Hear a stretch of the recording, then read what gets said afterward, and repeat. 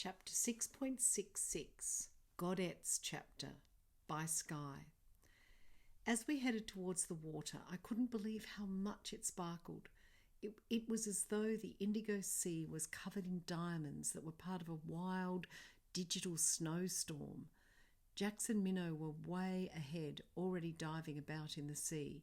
The boys followed, yelling out that the water was sick as. I stayed with Blizzard. He said he wanted to tell me about the indigo sea and how it would prepare me for my journey into the Noesis. While he was talking, we were surrounded by tiny tufts of white cotton swirling about in the air. We were near the massive cottonwood tree just before the beach. All around its trunk was a carpet of fluffy white which merged with the sand. "This is where Darling gets the cotton to make her special pyjamas," said Blizzard. "She says that the minerals from the sand make the cotton smell of the beach, and that's what helps people to dream such wonderful things. She's very clever." I smiled, remembering the peaceful dreams I'd had the night before and how they'd started with a hammock strung up between two coconut palms on a beach. As we stood there, a gentle wind blew in from the sea. The cottonwood's silver-grey leaves started to flicker with a noise that sounded for all the world like applause. We stared up and watched the tufts of cotton blowing out on the breeze. I imagined them to be fairies, and then wondered if Blizzard had heard my thoughts because he whispered, "Time-faeries from every corner of the universe. They've come here to help fight off the time virus." I blinked. It was like I'd had a blindfold removed. Looking up at the tree, I could see thousands upon thousands of tiny faces. They were all beaming at me. Every branch and twig was crowded with entire nations of fairies, each one with gossamer wings. They clapped madly when the wind blew and a fresh squadron took off. Masses of fairies sailed on the breeze and out over the sea, many doing somersaults and star jumps as they went. A large group circled above me. Blizzard smiled. "They want you to know that they're cheering for you," he said. It was clear that he loved the tiny, fierce fairies. "They're cheering for me?" "They're your personal cheer squad and your helpers," said Blizzard. "They'll do whatever it takes to stop Isla and her gang of thugs."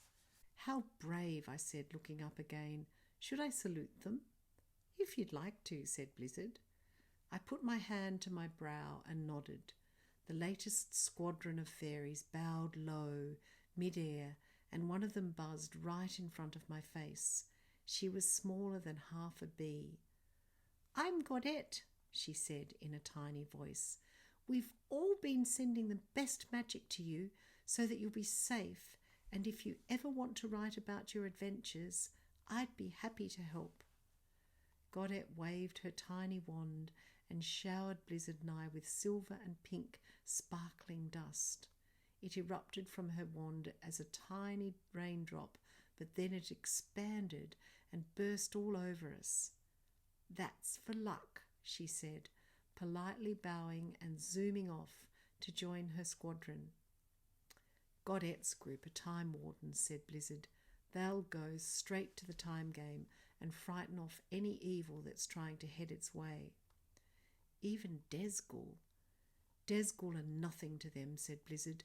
"With a host of time fairies, the Dezgul can't even breathe."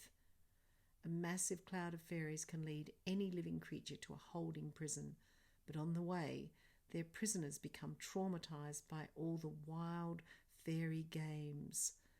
Mind you, they won't harm their captives. Fairies are edgy, to say the least, and they certainly don't mind inflicting a bit of terror, but they are not cruel. I laughed. "I'd like to see them terrorizing Dezgul," I said, "or the thieves." "Oh, they'll be terrorized," said Blizzard, "and terrified. Then once they're in the holding prison, they'll be tried and sentenced by the Council of Marescimar." "Are the time fairies always here?" I asked. "Not every day," said Blizzard. "Sometimes the magic cottonwood tree is just a tree, but whenever anyone is being harmed, the time fairies arrive. They help all who need them. I felt excited. Who comes after the Time Wardens? I asked. The night fairies, said Blizzard. They take charge of what happens after dark, so their uniforms are slightly more silver than the white ones worn by the Time Wardens. The moon is the guardian and keeper of the night fairies. What about during the day? I asked. Well, apart from the Time Wardens, they're divided into two groups, said Blizzard, sun fairies and rain fairies.